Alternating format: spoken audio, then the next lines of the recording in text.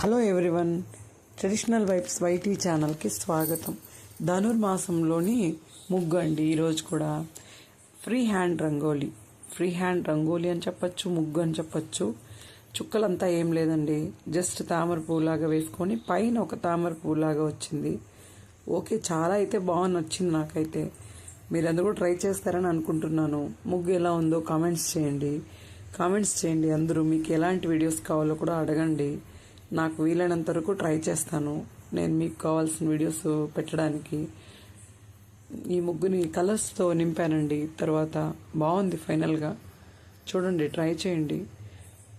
అందరికీ నా ఛానల్ నచ్చినట్లయితే లైక్ చేయండి, సబ్స్క్రైబ్ చేయండి మరిన్ని వీడియోస్ కోసం. ఈరోజు షార్ట్లో ఒక దోశ పెట్టానండి. మీరు ఎవరైనా మిస్ అయ్యింటే చూడండి ఒకసారి. బాగుంది, గోధుమలతో దోశ. వెరైటీగా ఎప్పుడు మనం ఇడ్లీ పిండితో దోశ పిండితోనే దోశ చేస్తాం కదా, ఈసారి గోధుమలతో దోశ.